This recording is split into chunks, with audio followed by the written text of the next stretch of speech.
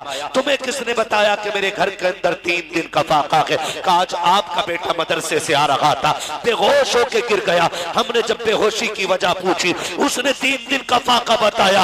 अल्लाह अकबर, गरीब नवाज को जला लाया। अपने बेटे को करीब बुला के कहा था, शहजादे आज तूने हमारे दस्तरखान का राज खोल दिया है, आज हमारे घर का राज खोल दिया है। और आपने गुस्से में फरमाया था, जा आज के बाद मुझे शक्ल ना दिखाना। उसी दिन से आज तक कोई बता नहीं सकता है गरीब नवाज का वो शहजादा किस कोने में जाके आबाद हुआ। लेकिन खुदा की कसम, जिनके घर में कई कई दिन के फाके होते थे, उनके दस्तरखान से कोई कभी भूखा नहीं जाता था। कल तो कल आज का आलम यह है कि झोली फैलाने में देर होती है, झोली भरने में कोई देर नहीं हुआ।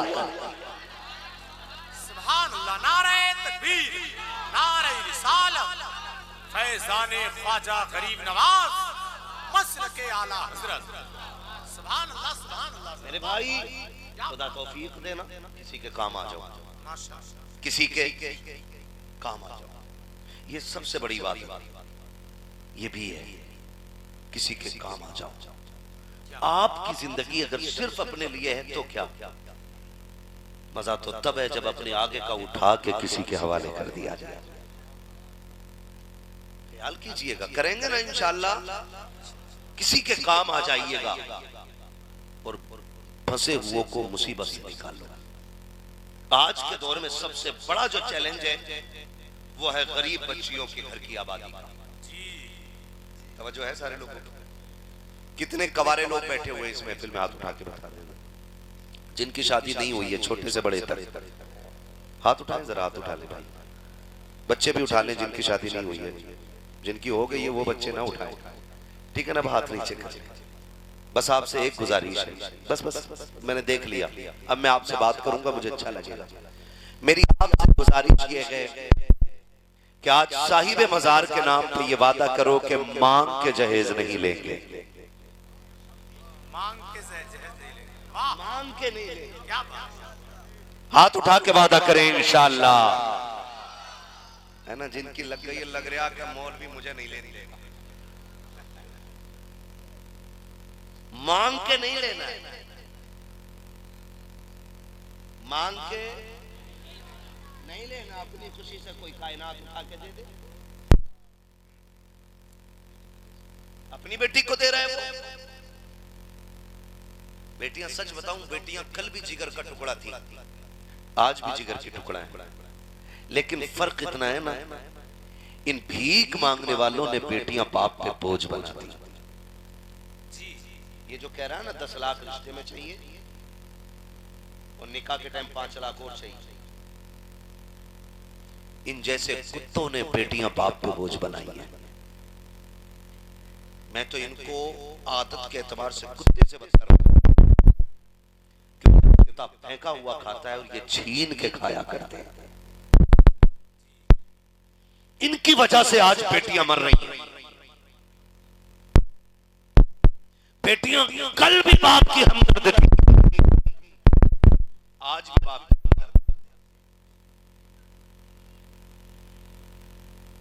वो भी कुछ दिन पहले 3 बच्चियों को लेकर नदी में कूदा था, लोगों ने सबने उसका साथ दिया।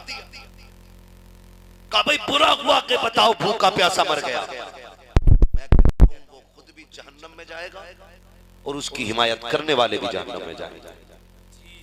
क्योंकि अगर मरना तुझे है ना, तुझे रब की जात पे भरोसा नहीं रहा तो मर, लेकिन दूसरों को लेके क्यों मर रहा है? तुझे लगता है अल्लाह तेरा नहीं तो इनका तो है ना, तू इन्हें छोड़ के मर जा, खुदा इन्हें अपनी रहमत से पाल के दिखा दे। आए दिन ये तमाशे हो रहे हैं, कोई बच्ची को ट्रेन के आगे धकेल दे रहा है, कोई बच्ची को गला काट दे रहा है, कोई बच्ची को मार दे रहा है। होते कौन हो तुम मारने वाले बेटियों को? जब तुम जिंदगी दे नहीं सकते तो तुम्हें लेने का भी कोई हक नहीं। ये याद रखिएगा मेरी बात। मैं यहां मजहब की बात नहीं कर रहा हूं, मैं यहां इंसानियत की बात कर रहा हूं। इंसानियत किसी भी गले को काटने की इजाजत नहीं देती। बेटियों को मार दे रहे, गौर करो तो पता लगता है ये बेटे वाले जिम्मेदार हैं और उनसे खतरनाक होते हैं ये मिडलर, बिचमनिया बिचौलिया कहते हैं। निकाह कराना बेहिसाब नेकी का काम है। जी हाँ माशाअल्लाह। रिश्ते कराना ये बहुत बड़ी नेकी है, लेकिन रिश्ते में दलाली करना कह रहे उसमें क्या लिख रहा है, एक जोड़ा और 500 रुपए के लिए कितना झूठ बोल रहा है पता है? अरे अभी सुनका रहे हूँ लोंडे को 70,000 रुपए महीना मिल रहे हैं ताकि बेटी का बाप 15 लाख देने पर राजी हो जाए। हम सब जानते हैं बाबूजी, निकाह के 8 दिन बाद कह रहे हैं मौलाना तावीज दे दियो इमाम साहब,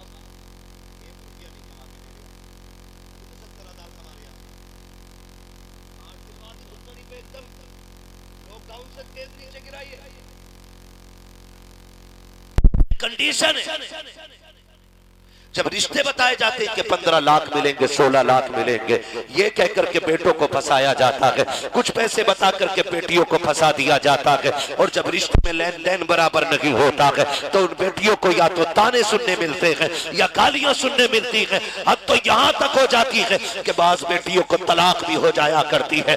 आपको क्या लगता है आप 500 रुपए लेकर एक जोड़ा लेकर घर चैन से सो जाएंगे? याद रखिएगा, अगर किसी बेटे की हाय तुझे लग गई, याद रखना न जमीन पर चैन से सो पाएगा न जमीन के अंदर चैन से सो पाएगा। बात जितनी को इतनी बताया करो ताकि बेटी वाले भी सुकून से रहा करें और बेटे वाले भी आराम से जिंदगी गुजारना चाहिए। ये भी कीजिएगा। तो मैं नौजवानों से कह रहा, रिश्ते में डिमांड नहीं करेंगे ना इंशाअल्लाह, नहीं करेंगे ना इंशाअल्लाह। हाँ जी, अगर हो सके ना, अगर बिस्तर खुद खरीद सकते हो, इतने ठलुए नहीं हो कि बीवी के लाए हुए बेड पे ही सोने की नीयत बांध के बैठे हो, तो एक बेड अपने पैसों से खरीद लेना, 4 बर्तन खरीद लेना अपने पैसों से। एक नई ना खरीद सके तो सेकंड हैंड फटफटिया खरीद लेना। लेकिन क्या बात, नजरिए देखो, अब्बा एक ही कुर्सी को प्लास्टिक को तार से बांध के ची दिया कि नहीं ले लेके ना लौंडा जवान हो गया, उसे भी तो मिलने वाली है कुर्सी। हाँ, एक जगह जाके बैठे ना तो उसने पाया पड़ गया, 4 पाई का पाया समझते क्या बोलते, पाए उसने बोतल में फांस रखा, बोतल पैक। मैं उसको देखने लगा, क्या देख रहा, मैं देख रहा हूँ उसने दाल करा या पिस्टल पे डलवाया। अरे नहीं नहीं, हमने इसको ऐसे, मैंने दूसरी 4 पाई ले ली, मैं शादी के 12 दिन रह गए। बोले 12 दिन रह गए। अल्लाह क्या बात, जहेज लेने के चक्कर में क्यों? खैरियत है ना अपना? हम इसलिए जहेज के इंतजार में चारपाई नहीं खरीदते, 6 महीने काट लेते हैं। अब्बा कुर्सी नहीं ला रहा, एक ही मोटरसाइकिल का पिंचर पे पिंचर जुड़वाया जा रहा है, सुपर मिलने वाली है। कंडीशन है हमारी,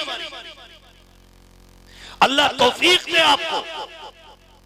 4 बर्तन खुद खरीद, एक बिस्तर खरीद ले और गरीब की बेटी को अपने घर की इज्जत बना।